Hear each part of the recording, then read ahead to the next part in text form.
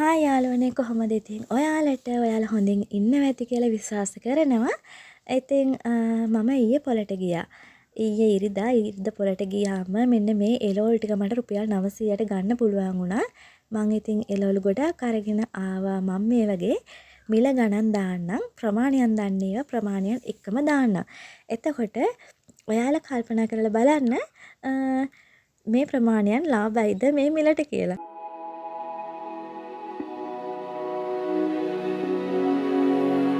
ඉතින් ඔයාලගේ අදහසත් කමෙන්ට් කරන්න කියලා ආදරෙන් ඉල්ලනවා. මෙන්න මේ ටික අපි ඉස්සෙල්ලම ගත්ත ටිකක්. මේ වගේ ප්‍රමාණයක් දන්නේ නැහැ. මං ඉතින් මෙන්න මේ විදිහට මිල ගණන් දානවා. වට්ටක් කෑල්ලක් රුපියල් 50යි. කෑලි දෙකක් ගත්ත මම. ඊට පස්සේ මේ රාබු ටික රුපියල් 100යි. රාබු වලට ආසෙහින්ද ගත්ත ටිකක්. ඊට පස්සේ මෙන්න මේ ලුණු කොළ ටික නම් රුපියල් 50යි උනේ. කලින් ටික අරගෙන ටිකක් දුර එද්දි තමයි මේ ටික තිබ්බේ. එතන කිරළමයි ගත්තේ ග්‍රෑම් 500ක් රුපියල් 100ට තිබ්බා. මෙතන ග්‍රෑම් 500ට වඩා වැඩියෙන් ගොඩක් තියෙනවා. ඒ ටික රුපියල් 50යි උනේ. මෙන්න මේ පිපිඤ්ඤගෙඩි 4ම උනේ රුපියල් 50යි. හරිම ලාභයි නේද? ඉතින් ඒකත් ගත්තා අපි. ඊට පස්සේ මේ එවෙලම කපලා දෙන ගෝව කෑල්ලක් රුපියල් 50යි. කෑලි දෙකක් ගත්තා මම. අලුත් මේවා. ඊට පස්සේ මෙන්න මෙතන තියෙනවා අපි කලින්ම ගත්ත බීට්‍රූට් ටිකක්. ඒක රුපියල් 100යි. ඊට පස්සේ මෙතන ඇඹරැල්ල ඊට පස්සේ මේ තියෙන මිරිස් රුපියල් 50ක. මේ තියෙන කැරට් 50යි. නෝකෝල් ටිකක් රුපියල් 50යි. ගොඩක් ලාභයි නේද? ඉතින් ඔන්න ඔය විදිහට තමයි එළවලු ගත්තේ. මේ එළවලු ඔක්කොටම උනේ රුපියල් 900ක් විතරමයි. ඊට පස්සේ මෙන්න මේ කරෝල ටික ගත්තා මම රුපියල් 300ක් උනේ ග්‍රෑම් 250.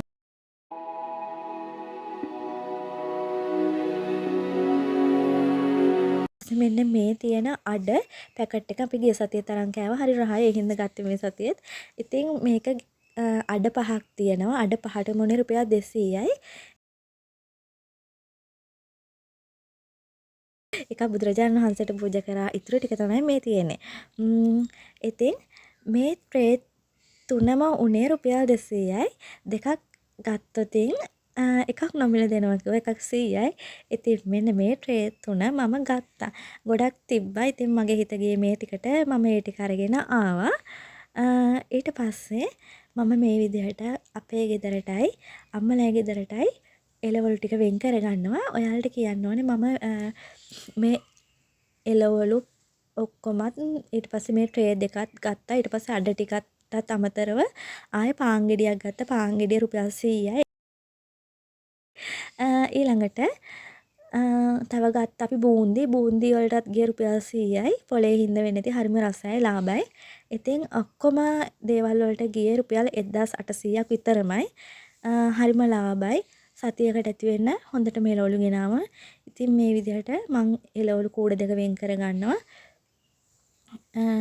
අපි එච්චර මස් මාළු කන්නේ නැහැ. හදිස්සියෙන් තමයි කන්නේ. එහෙම අපි ඒ තරම්ම කැමති නැති නිසා අපි ගොඩක්ම එළවලු තමයි කන්නේ. ඒ නිසා මේ විදිහට අපි එළවලු ටිකක් වෙන් කරගත්තා. මේ පතොල කෑලි දෙකක් තියෙන්නේ අම්මලාගේ කූඩේ. එයාලා ගෙදර 3 දෙනෙක් ඉන්නවා. අපේ ගෙදර දෙන්නයි ඉන්නේ. එයාලා මස් මාළු ටිකක් කනවා. ඒත් අපි දෙන්න කනෝ අඩුයි.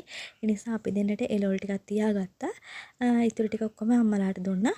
උදේ මම නෝකෝල් වල කොළ කඩාගත්ත හින්දා කඩාගත්ත කොළ කඩාගත්ත ඒවා අපිට අරගෙන කොළ තියෙන ඒවා අම්මලාට යවුවා.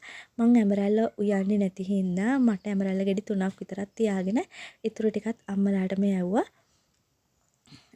ඉතින් ඔය විදිහට ඊළඟට මේ විදිහට ඔක්කොම ටික ලෑස්ති කරලා යවලා ඊට පස්සේ මිරිස් තියෙනවා යාළගේ ගෙදර. ඒ නිසා මිරිස් දුන්නේ නැහැ යාළට. මට විතර මිරිස් ටිකක් තියාගත්තා. උදේ මම බීට්‍රූට් දෙකක් ඉව්වා. ඒ නිසා මම බීට්‍රූට් දෙකක් විතර කාය ඉතුරු කරගත්තා. ඉතුරු ටික ඔක්කොම යාළට යවුවා. කැරටුත් මම ටිකක් තියාගත්තා. ඉතින් ඔන්න ඔය විදිහට තමයි අම්මලාගේ කූඩේ ආවේ. හස්බන්ඩ්ගේ අම්මත් දැන් මෙයා මේ ටික ගිහින් දේවි.